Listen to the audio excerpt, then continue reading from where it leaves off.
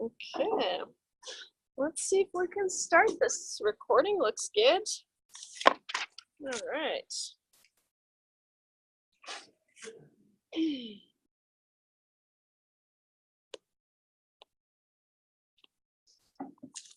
Yowzas. October 15th, that's crazy. I'll probably say that every Monday. What? That's insane. Next Monday we have a test, right? And I ran into Code downstairs. He's teaching another section. And I was like, Code, I don't know, I'm way behind. I haven't even gotten I won't be able to do 4.1 for test 1.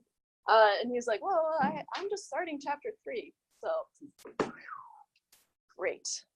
So, we're not behind.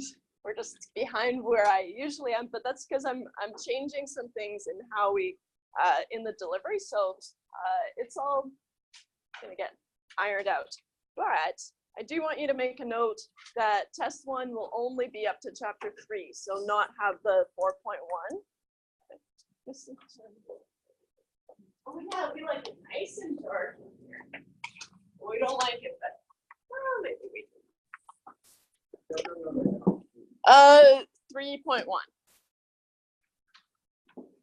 So does this mean we're gonna have a review day on next Wednesday?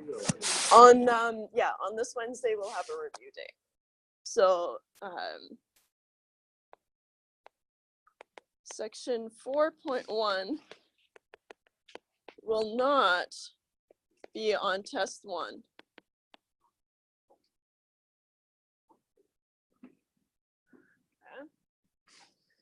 So test 1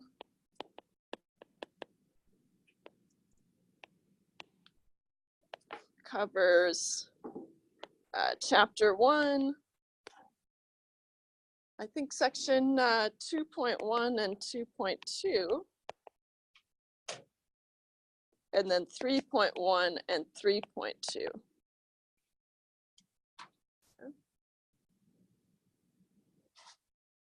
So no 4.1 in there. The last 2 was on, chapter 1 and chapter 2. And then you'll get one for chapter 3. So is the chapter 3 assignment going to be due before the test, or? It's going to be due after, but it's going to be good practice for the test. So my bad, but that's because I had an assignment that included chapter 4, so section 4.1.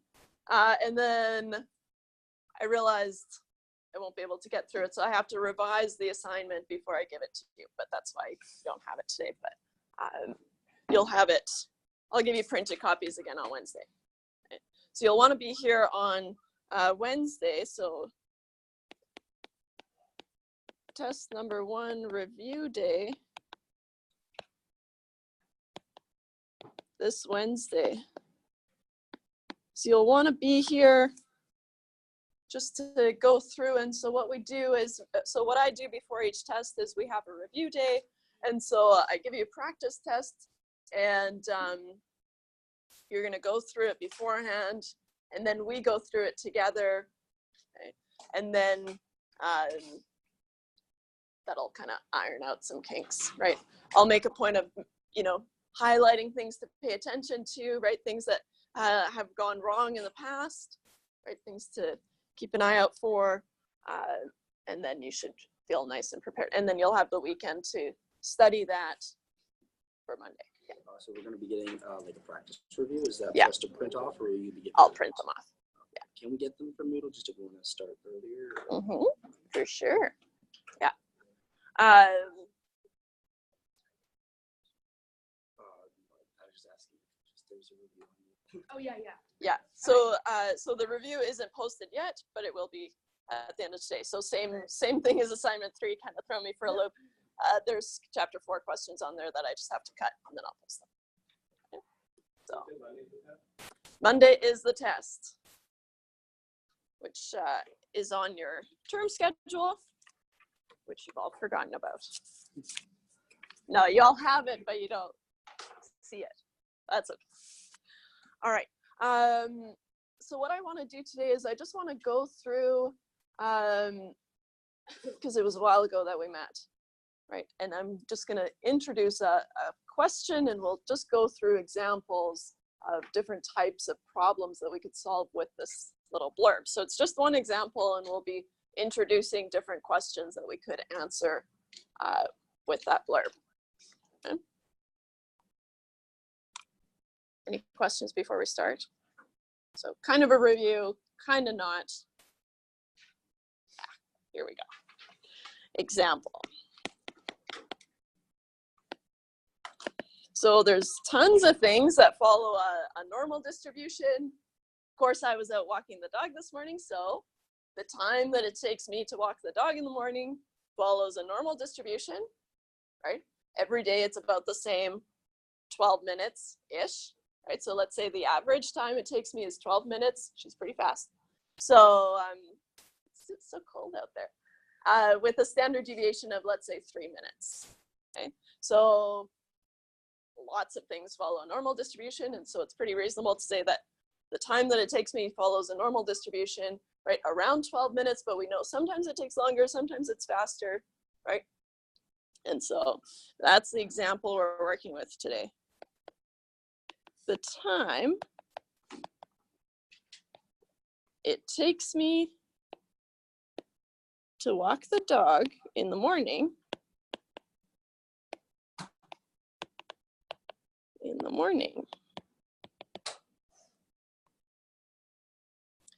follows a normal distribution.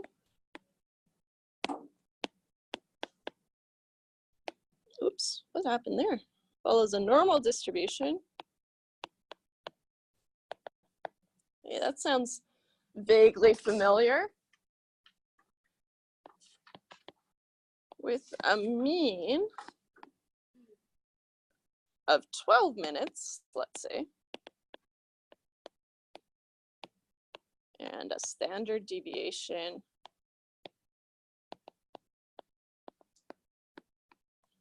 of 3 minutes.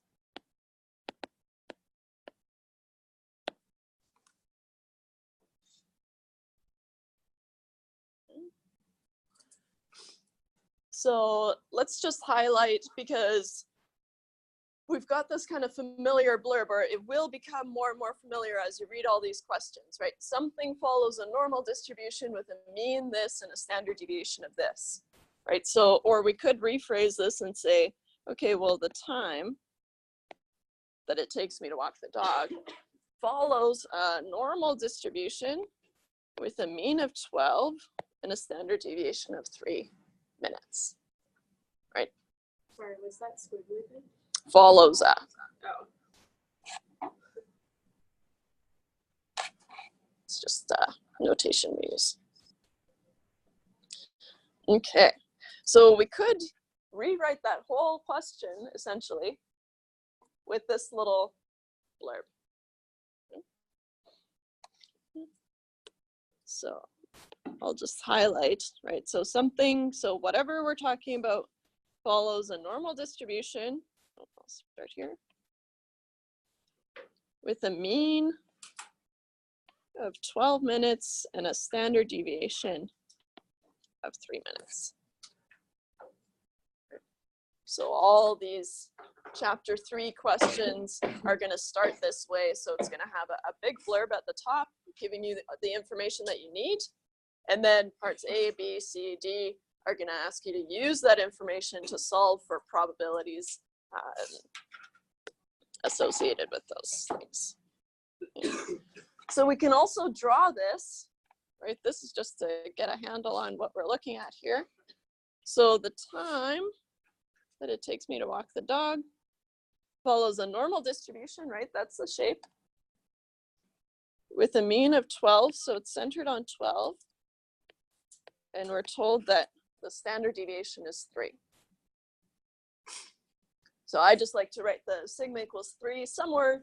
It doesn't really belong anywhere on the graph, right? So I just put it kind of down below because we need to have it, but it doesn't really draw anywhere. Okay. So far, feeling somewhat familiar from last day? Okay. How about Part A. I have to leave in 20 minutes and I have to walk the dog first, right? What's the probability that I'm gonna be late? Okay. I have to leave in 20 minutes. What is the probability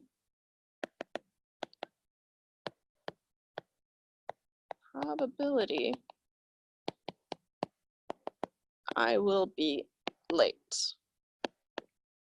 Assuming, of course, that walking the dog is the last thing that I do, right? That's kind of understood. We don't need to make these problems harder than they already are, right? So we need to wrap our head around this type of question, right? So if we map it out, bless you. Let's map it out here. So we know that the time it takes me follows a normal distribution centered on 12 with a standard deviation of 3. Right? And then I'll just use a slightly different color, right? Because now we're talking about the 20 minutes. Okay, so I have to leave in 20 minutes. Okay, so 20 minutes somewhere up here. It doesn't matter where you draw it, right? You're just trying to visualize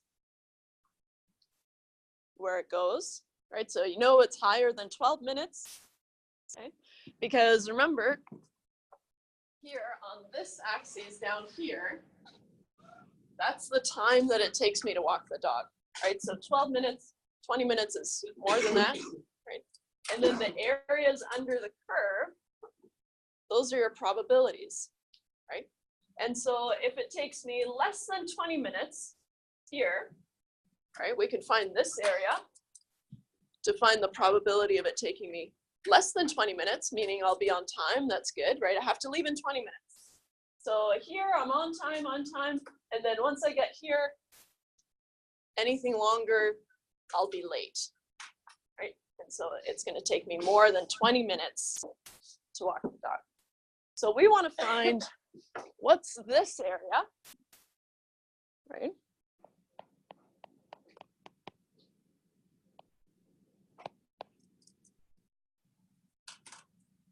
Because this is the probability I will be late.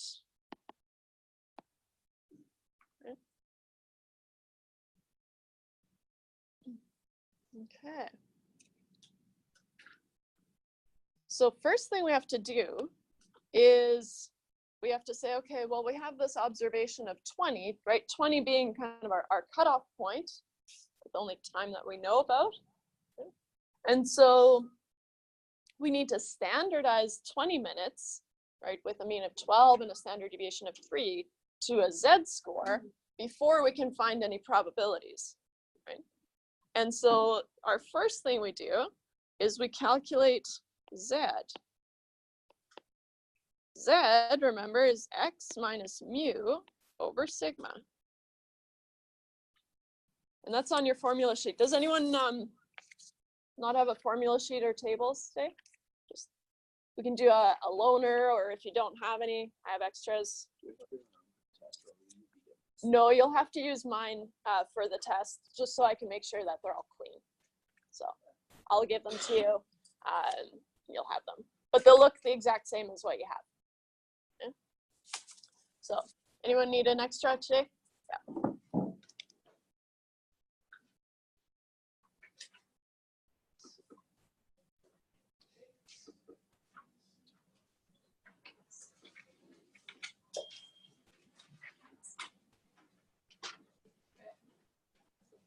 Right, so on your formula sheet, you have that z is x minus mu over sigma. That's great. X is always going to be the value that we're interested in, right? The 20 minutes in this case. Okay. So we have z is 20 minus mu, which is 12,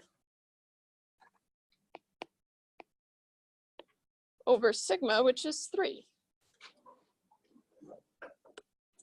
I'll make a little note here.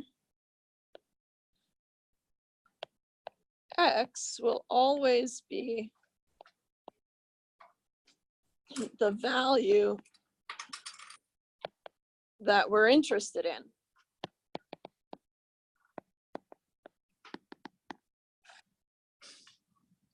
Right, so 20 minutes in this case.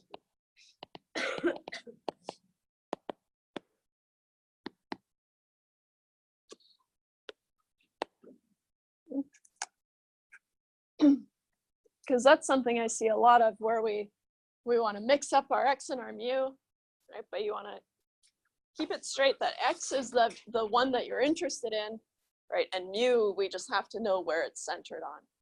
Okay? So Z is, where did I put my calculator here? Probably switch, but don't try to be a hero here. Always use your calculator. 20 minus 12.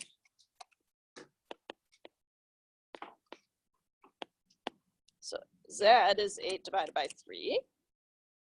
So Z is 2.66 repeating. Okay.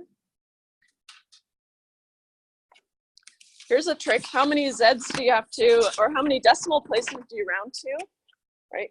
Remember, we're going to be using the Z line down here. You want to have at least as many decimal places as the table gives you. Okay, so the table gives you Z to 3 decimal places. Right? So we have to have at least 3 decimal places.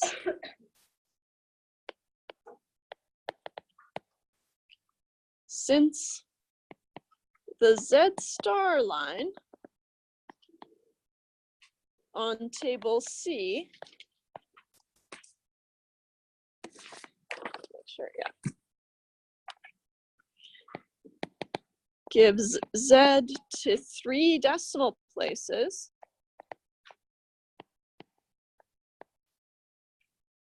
we'll just abbreviate DP, it's pretty common, decimal places. We must keep at least 3 decimal places. Right? We can't be rounding to less than what we're comparing it to in the table. Okay. So Z we're going to use is 2.667.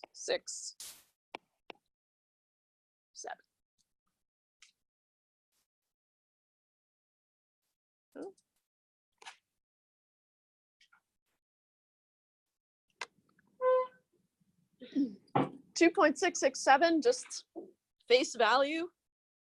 We know it's extreme, right? But we have to attach some probability to that, right?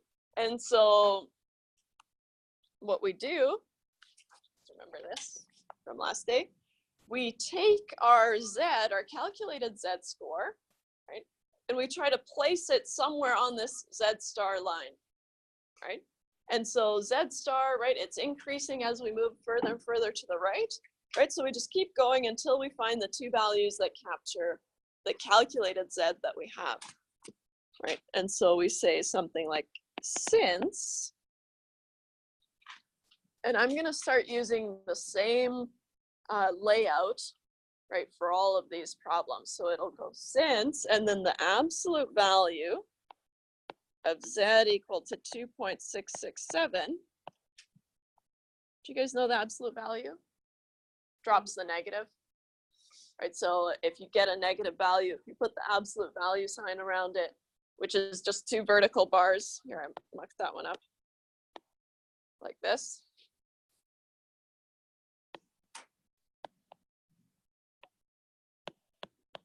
Absolute value.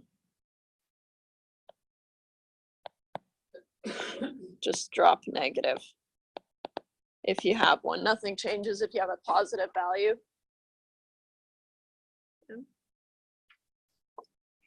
Because remember, this table only has positive values, but that's because the distribution is symmetric, right? So the same thing happens on the negative end, so we don't actually need to have 2 tables. We just need to have one side, and then We can just drop the negative and it behaves the same way.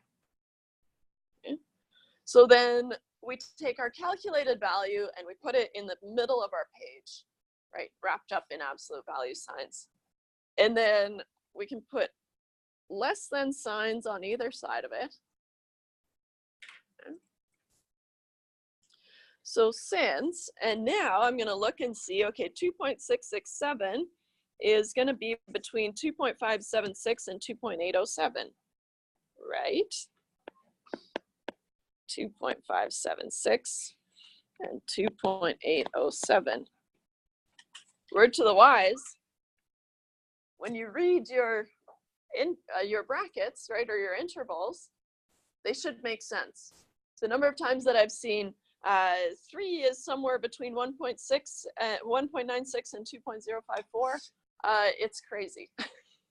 So I just want to make sure that you that it actually makes sense, right? That 2.667 is between 2.576 and 2.807.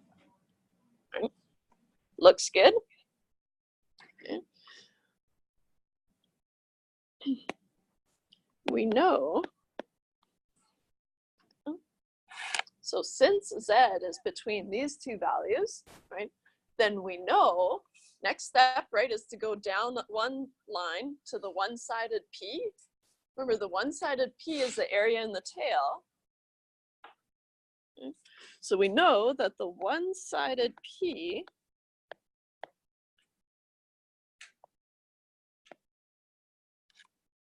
wrap it up in less than signs. Okay. The one-sided P, we just trace down from 2.576 and 2.807, and then we have to read them from right to left, right? Because what's happening on our Z star line is we're moving further and further out into the tails, right? So the Z is getting bigger, bigger, bigger, bigger, but the area in the tail is getting smaller, smaller, smaller, right? And so we start, it's, how about I'll write this and then I'll draw it out.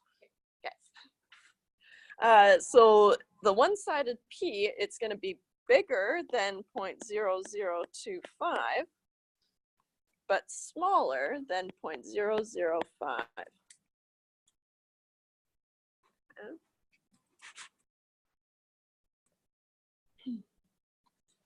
Here's kind of optional just to show you, okay, or visually, we can see that if we have a normal distribution like this, Z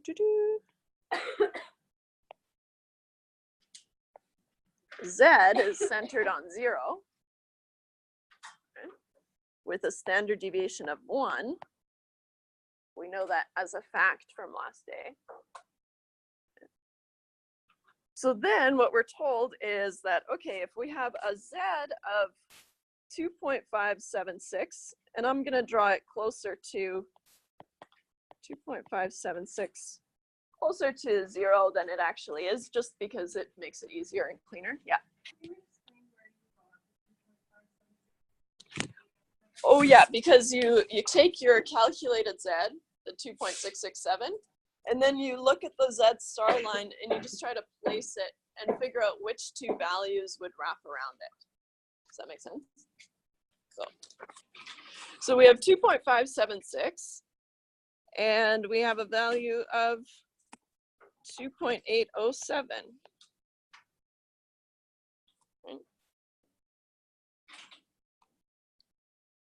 And then if we trace down to the one-sided P, it's telling us that, okay, the area to the left, or in the tail, sorry, of 2.807 is 0.0025.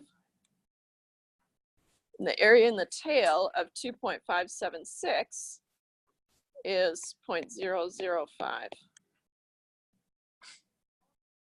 Right. So as our Z, right, is increasing here, the area in the tail gets smaller and smaller and smaller. So that's what I was saying. Right.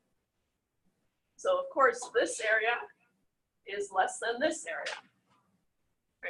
And so what we've done is we've placed, okay, 2.667 goes somewhere in here, right? So all we can say is that the area in the tail from 2.667 is somewhere between 0.0025 and 0.005. Where was this reference table that's like 1 foot down? Oh, like a Z of 1,000 or what? Oh, the degrees of freedom. Stay tuned for after test 1. We were so close to getting there. So you can just ignore that majority of the table until after test 1. Okay, so here, right, we've got our 2.667. Ideally, we would want to know this area, but we don't. We just have an approximation for it. Right, and that's okay because R is going to be able to give us the actual probability, right, precisely.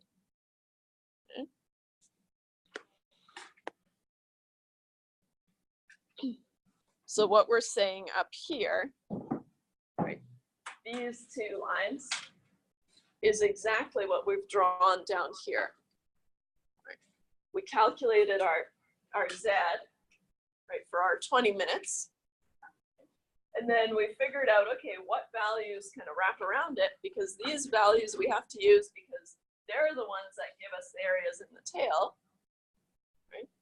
And so in terms of the question, right, the probability that I'm going to be late, right, take longer than 20 minutes is somewhere between 0.0025 and 0.005, somewhere in there.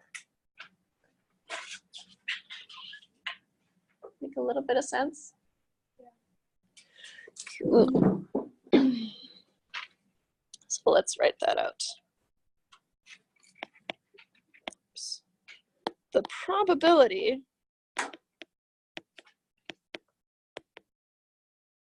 that I will be late, right? So I'll put in brackets here, take longer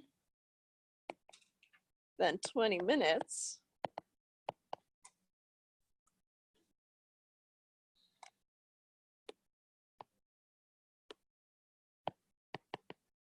is between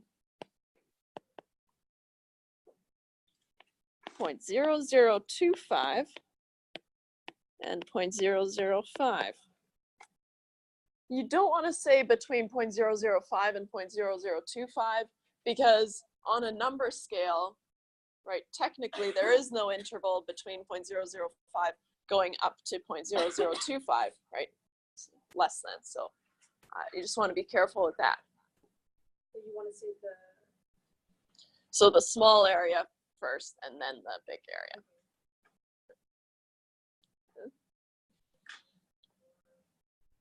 Here, if you're having a hard time with going to the table, right? So here you're on the table, and then you go down, right? And you want to write the p-value or the one-sided p's. Let's call them p-values. Okay. Below it, all you have to do is change the sign. But for me, that's more confusing because I don't want to have to deal with signs and inequalities, right? So I just use the same inequality here and here. But if you did write these this way, you'd have to switch the inequalities. Okay. So I'm not going to switch them, but if you do, just be careful. Make sure that what you're writing makes sense. Okay. Any questions about that one? So you don't actually have to solve like directly. What am I trying to say? For an exact probability? Yeah, like you're just kind of figuring the area. Yeah, because the area under the curve is the probability, right? And so even though we don't get this exact probability, right, we do have a pretty good approximation, right? So if I tell you that, okay, the probability that I'm going to be late, so say we're on the phone and, okay, the probability that I'm going to be late is between 0.25 and 0.5%. You're like, yeah, who cares? You're not going to be late, right? Because the probability is so small, right?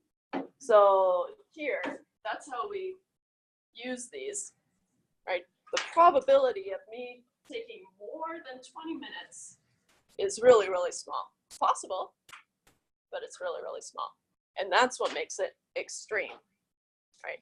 For me to take the dog out in the morning and it takes her longer than 20 minutes, that's extreme, right? That's not really going to happen all that often, right? So let's do another one. What if I want to know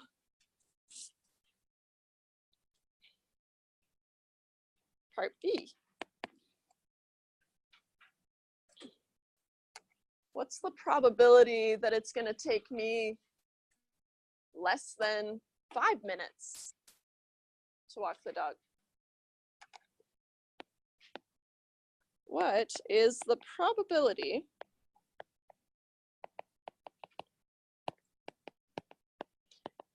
it will take me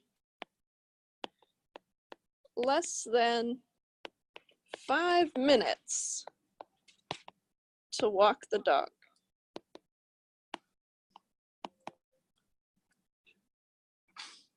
Okay. Fair enough. Basically the same setup as before, right? But now we've got a different graph, that's all. So we're going to start by drawing out our normal distribution. And remember, this normal distribution is from that initial blurb, right? The time it takes me to walk the dog follows a normal distribution with a mean of 12 and a standard deviation of 3. Okay. I'm going to redraw my curve.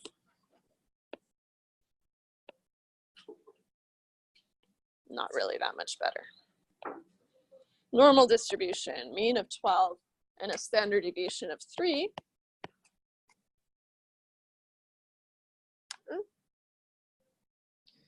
So now we've got 5 minutes. 5 minutes would go somewhere down here. Right? 5 minutes, less than 12 minutes. So all I really need to do is I need to make sure that my line for 5 goes below the mean, right? But where I put it doesn't matter because it's just meant to visualize things. So, and I want to find the probability, right? So probability again is the area in the tail, or the area under the curve rather. But we're always concerned usually with the area in the tail. So this is the area that I want this time. And that's the probability that it will take less than 5 minutes. That's right. Yeah, because that's the area that covers all the options that take less than 5 minutes. Okay. Nothing to it but to do it, guys. We have to calculate the z-score.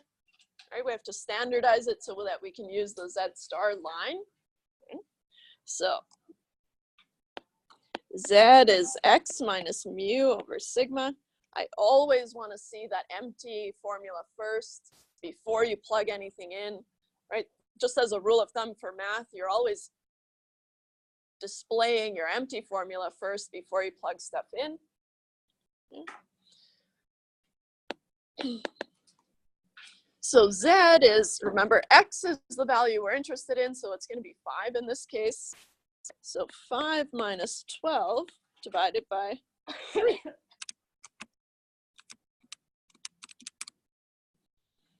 So we have a z of negative 7 divided by 3. Negative 7 divided by 3. Negative 2.3 repeating. Or z is approximately negative 2.333, right, to 3 decimal places. It's a lot of 3s. Right. rounding properly. So we're going to use Z as negative 2.333.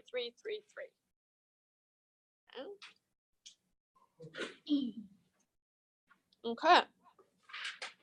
So now, right, we know we go to our table, right, and we try to place our calculated Z somewhere on this line, right?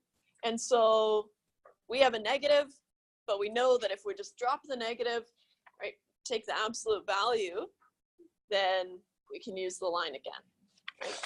And so since, and then I'll put the absolute value of Z equal to negative 2.333 is between some two values. So now I'm just going to try to place 2.333 because I've taken the absolute value, so that drops the negative. Right? 2.333 is somewhere between 2.326 and 2.576. Agreed? It even happens to me where I pick the wrong interval if I'm sleepy enough. 2.326 and 2.576. So since we know that our Z, right, is somewhere between these two values, 2.326 and 2.576, we can trace down from there, from those two values, to the one-sided P. Okay. So then I'll say, we know that the one-sided P, capital P, sorry, is between, and remember to list them from right to left, 0.005 and 0.01.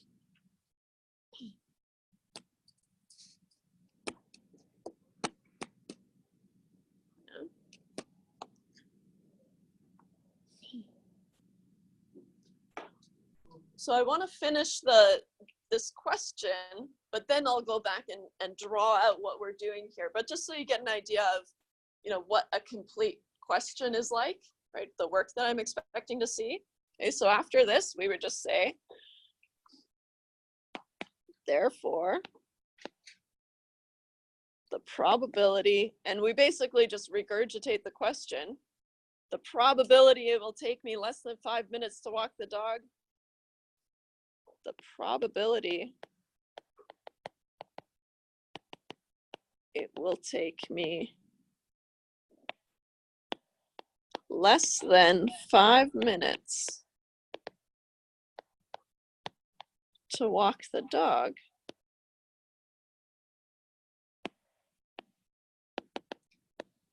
is between 0.005 and 0.01.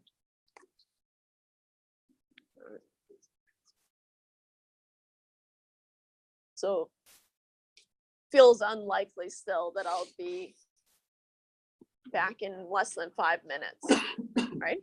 Because the probability is so small. Right? So this is kind of the end of the question, right?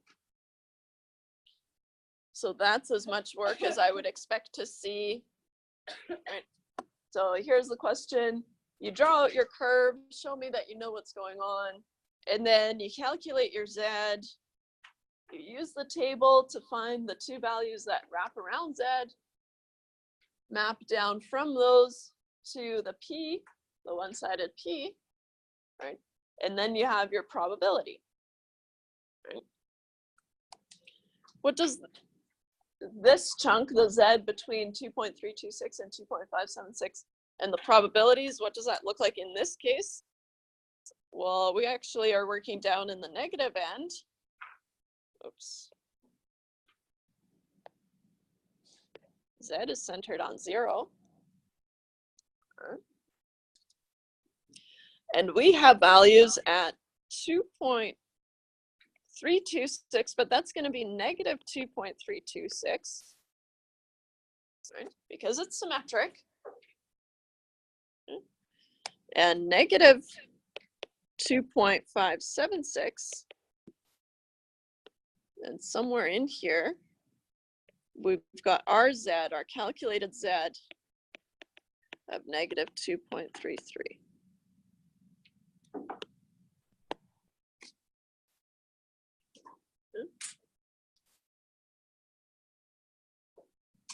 So what we're saying is that, okay, the area in the tail, the one-sided P for negative 2.576 is 0.005.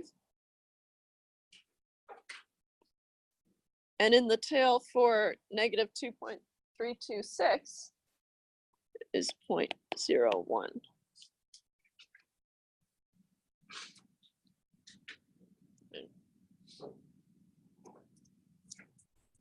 So we need to be very familiar with how this kind of Z star line works with the one-sided P's, right? So we've start at 0, and then you move out, and it gives you the area in the tail at these prescribed points, right? On the positive side, but also on the negative side, right, by symmetry. Any questions about that? There is a model for X equals to positive. Oh, really? We're about to use it in just a few minutes. Stay tuned.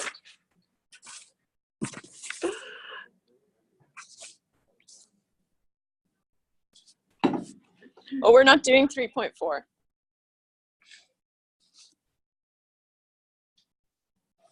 So let's see here, part C, let's say, because there are a few more things I want to show you. Okay.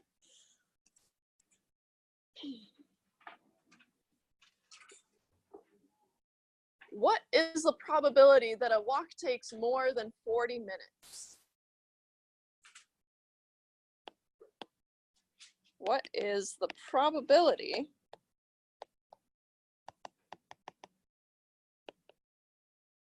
that a walk takes more than 40 minutes?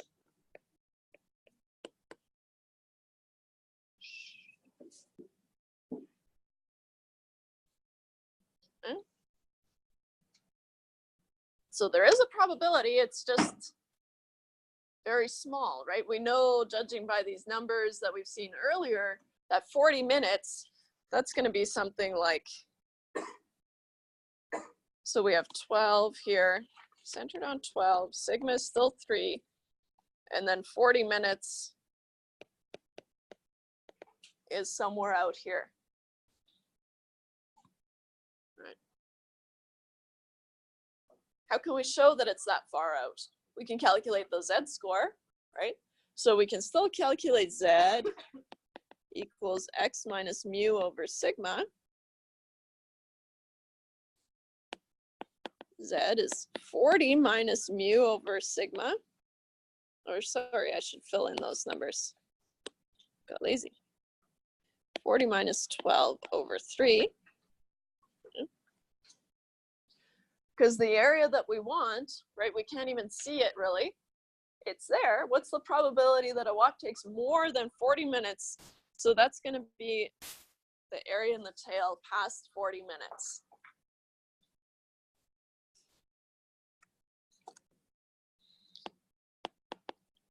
So Z is going to be 40 minus 12.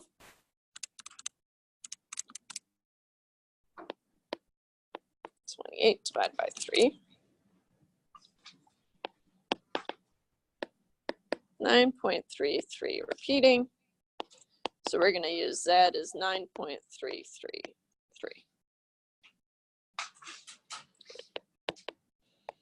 To 3 decimal places. Okay. Okay. So right away, we know 9 standard deviations away from the mean. That's huge, right? And so we could use the table, but for something like this, right, when we're past Well, the maximum value is 3.291. Right, anything past that, I would say the area in the tail for that is approximately 0. Right. So if you imagine here,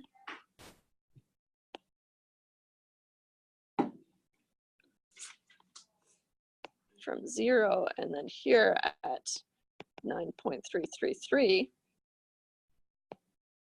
the area in the tail, and it's very important that we say approximately 0, because there is some probability, but it's just very, very, very small. Right? So approximately 0. Right, just because we've moved so far out. Right?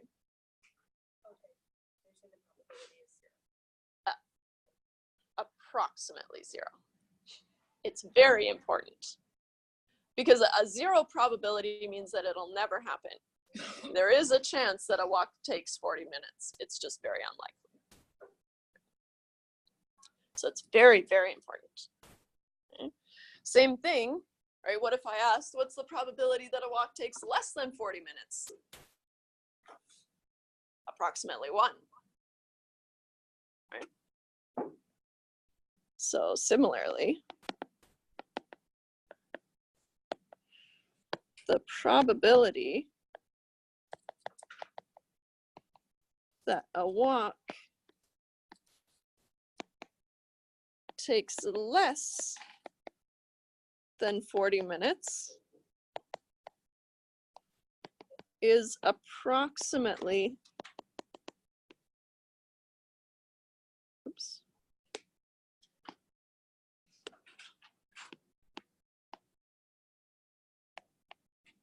one. Right, so it's approximately guaranteed that it's going to take less than 40 minutes, right? But there's always a chance that it could take more than 40 minutes. Okay.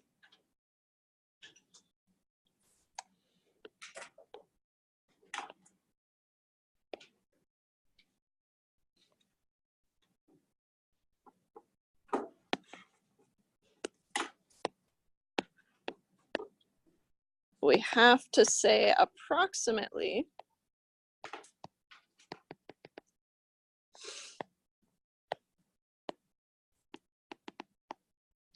since the probability that it takes more than 40 minutes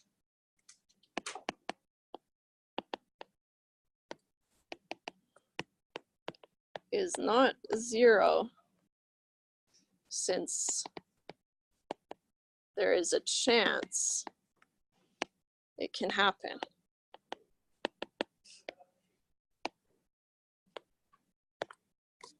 And I will take marks off if you say something like the probability is 1 or 0. It's approximately 1 or approximately 0. Yeah. All right. So that's good for that question, right? Once you get this kind of huge Z on either side, right, even if it was negative 9.33, right, then the probability would be 1 or approximately 1 or 0, depending on which area we wanted, right? So then we don't have to use the table necessarily. We could, but we can just cut to the chase and say, oh, it's approximately 0 and move on. Right? So that's nice. Okay. But I always get kind of freaked out questions. Oh, I got a Z of 12. That can't happen, right? Well, it can. It's just very unlikely, right? And so remember, we always have to remember that technically these tails go to negative infinity and positive infinity, right? So even though it's unlikely that we happen out there, right, it's still possible. How about a different type of question? something that we haven't seen before. What part am I on? Part D.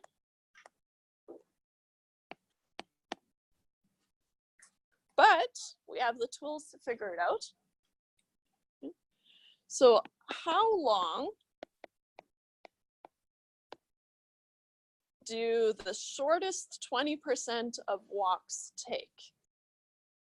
How long do the shortest 20% of walks take? Okay. So now we're saying, okay, there's a probability of 20%, right? That it takes less than this amount of time. So let's map this out. So again, we start with our curve that we know from the original blurb. Centered on 12 minutes, sigma is still 3. And the shortest 20% of walks, right, is going to be somewhere here where we force this area to be 0.20, right? So this area, we're forcing it to be 0.2. And now, instead of finding the area, now we want to find what time, right? What value is that cutoff point, right? So we've been working from the cutoff point to the area. We can just as well take from the area, right? Just kind of working backwards to find the value, right? So we can, I just call it working backwards, so we can work backwards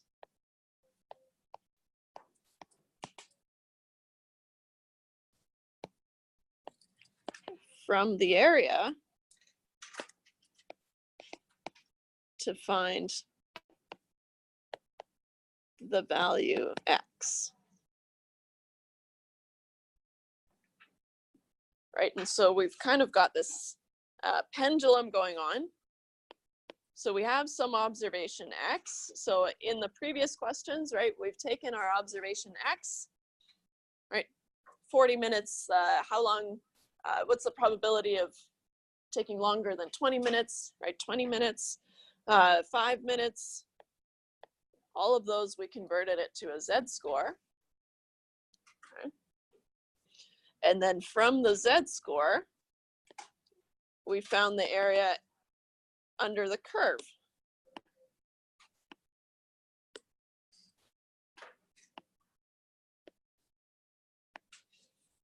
Okay. How did we convert our x to a z? We used using z equals x minus mu over sigma. Right?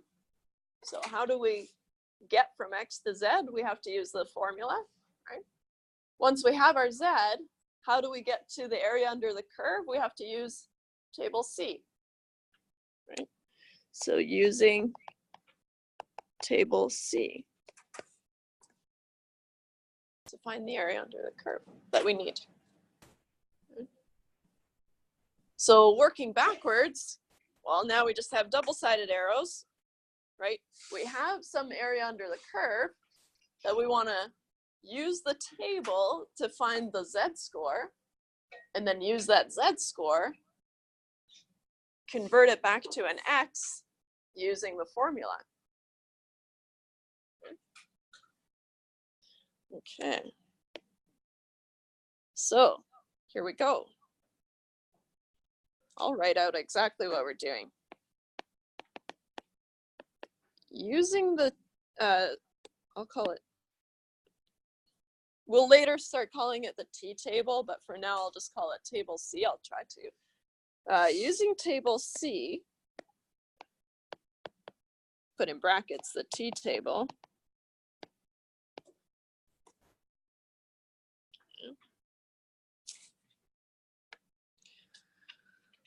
We can find the z, right? that cuts off the lowest 20%. We can find the Z that cuts off the lowest 20%, right? Because that's what we want. Okay. So we're going to be able to find some Z score that makes that happen. So if we draw this out again, our normal distribution, Z, remember, is centered on 0.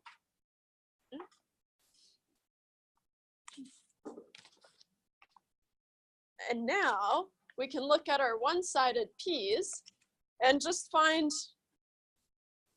for these types of questions, it'll always be a value that's on here, right?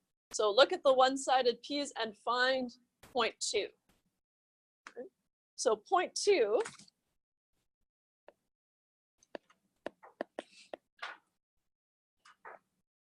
corresponds to what Z? Z equal to negative 0.841. It's kind of a double whammy, showing you how to work backwards, but also having to keep track of the positives and negatives, right? Because the lowest 20%, right, we know is below the mean, so it has to be a negative, right? So,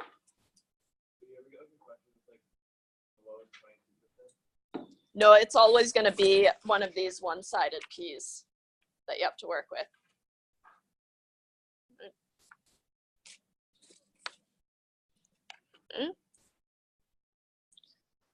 Okay, so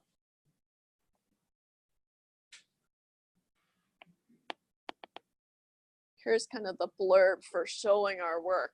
So using table C, we find the Z score corresponding to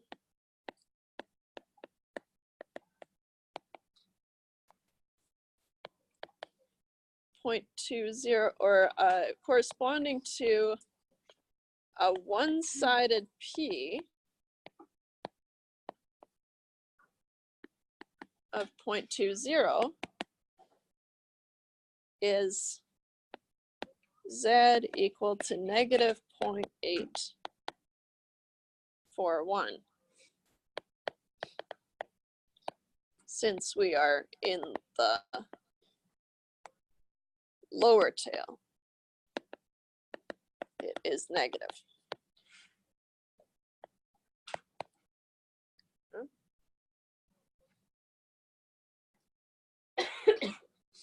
So now we know that Z at this point has to be negative 0.841. Great. So now we can use Z equals X minus mu over sigma. Now, instead of knowing X, right, we have to solve for X. And we know that Z is negative 0.841, which is X minus mu, which was 12 over sigma, which was 3. I'm just going from the sheets here. It says that there's another formula that says X equals. We're going to get there. Yeah. But I want to show you how to do it properly first. Okay. So from here, right, solve for X. That's our goal. Right? So we have to multiply both sides by 3. Right? That's important. Move the 3 over first. So we get negative 0.841 times 3 is X minus 12. 0.841 negative times 3 is negative 2.523 is X minus 12. And then we have to add 12 to both sides. So we get negative 2.523 plus 12 equals X. So 9.477 is X. Or I have like a tick, so as soon as I can, I put the x on the left-hand side. It's just, it doesn't matter where it goes, right? But I just like to write it as, or x is 9.477.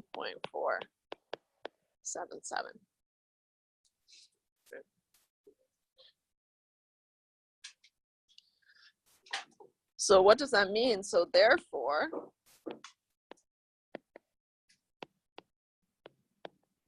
the shortest 20% of walks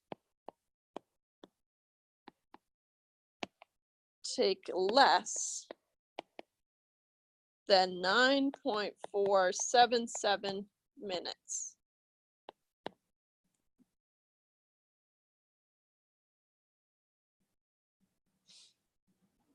Right?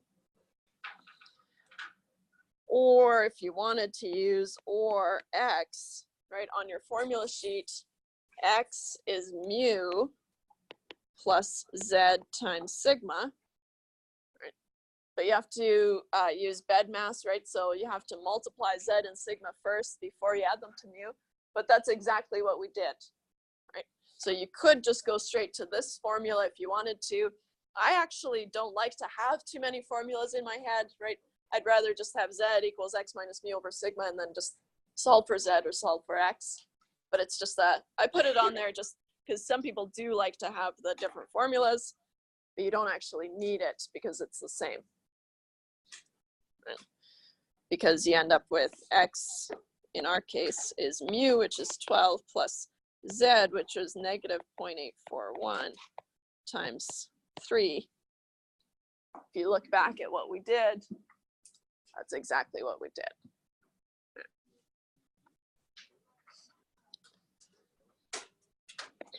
So x would be 9.477 after that. So same thing, just different formulas that you can use but don't have to use. All right. Any questions about that one? So I used the other formula that was listed here. Yeah. The second part, and I still got 9.477. Did I just get really lucky? Oh no, they're equivalent. Yeah, yeah. Because, right, all I've done for you guys is said that, okay, if Z equals X minus mu over sigma, right, and I have to solve for X, right, solve for X, all I've done for you is I've said, okay, well, that's got to be Z times sigma is X minus mu, and then I have to add mu to both sides, so I get Z sigma plus mu equals X, or X is mu plus Z sigma. Right. So they're the same. Yeah. Yeah, but I just got them in, the last ones in today, and I marked them all at the same time. Otherwise, it takes me extra long. So if I have them all, then yeah. So sorry if you handed it in early, but just doing them all in one go. Okay. But you should have them back on Wednesday, so don't worry. Okay. How about our last kind of type of problem that we could tackle, okay, would be something like what walk times capture the central 95% of walk times? Okay. So what walk times capture the central 95%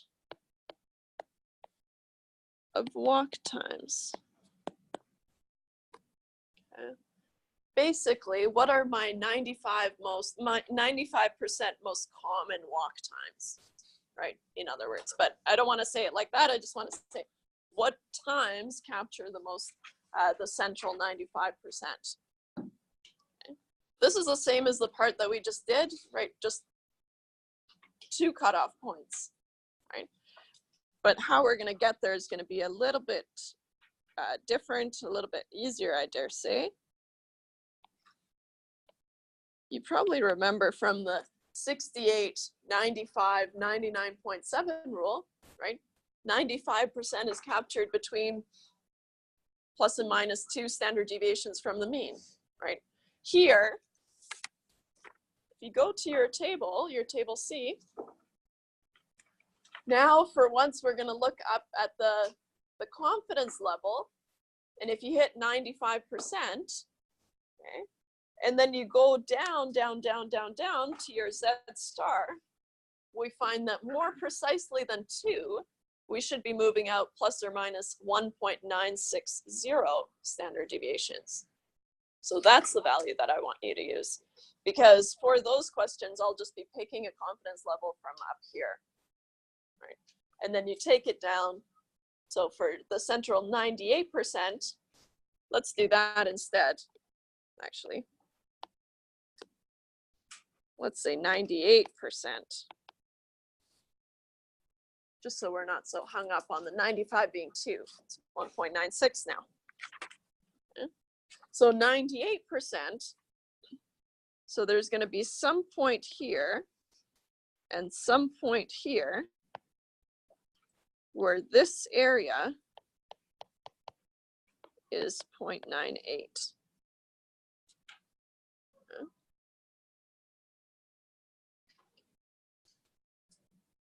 So I'm going to write out exactly what we're going to do. So using table C,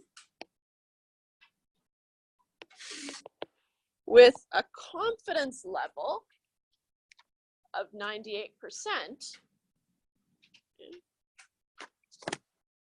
with a confidence level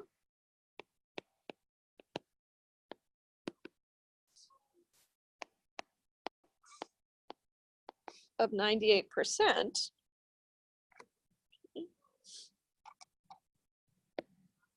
we find Z star is what? So from 98%, we find 98%, right? And like I said, for these questions, it'll always be one of these confidence levels that you have.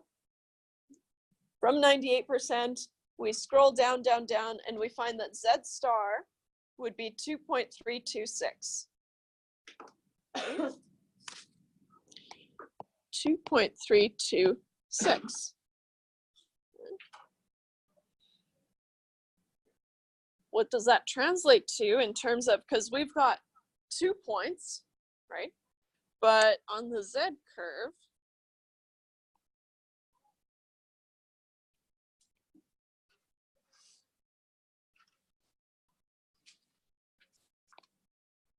Z is centered on 0, right?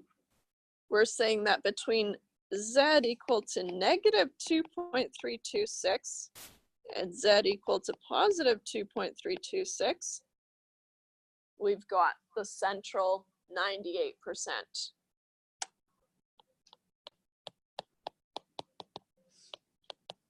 98. Okay. So now we have a Z score, right? So now we can just work backwards to find each of these values of X, right? So we're gonna do one calculation first and then the next one, right? They're completely separate. Okay. So first find the lower bound or the lower value. I'm gonna just use the original formula. If you want to use X equals mu plus Z sigma, that's fine, right? But I'm just gonna use the same one, Z equals X minus mu over sigma. Z for this lower bound is negative 2.326, which is X minus mu, which is 12 over sigma, which is 3. So I have 2.326 negative times 3, negative 6.978 is X minus 12. Add 12 to both sides. I get negative 6.978 plus 12 equals X. it does matter because for this lower value, Z has to be negative 2.326. For the upper value, Z has to be positive. Okay. So for these, it's very important. So X then is going to be 5.022.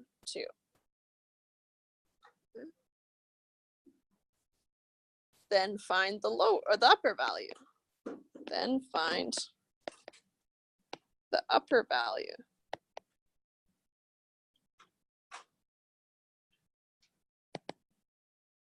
Z equals X minus mu over sigma again.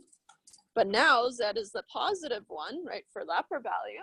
So 2.326 is X, which we're solving for, minus mu, which is 12 over sigma, which is 3. So now we have 2.326 times 3 is 6.978, X minus 12. Add 12 to both sides. I get 6.978 plus 12 is X. So X must be 18.978. Therefore, you guys know the therefore notation, yeah? 3 dots. Therefore, the central 98% of walk times is captured between 5.022 minutes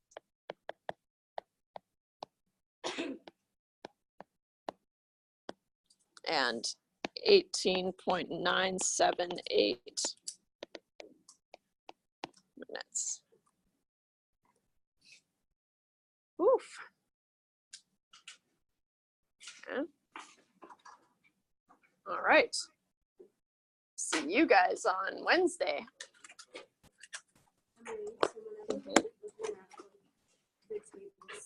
We always want to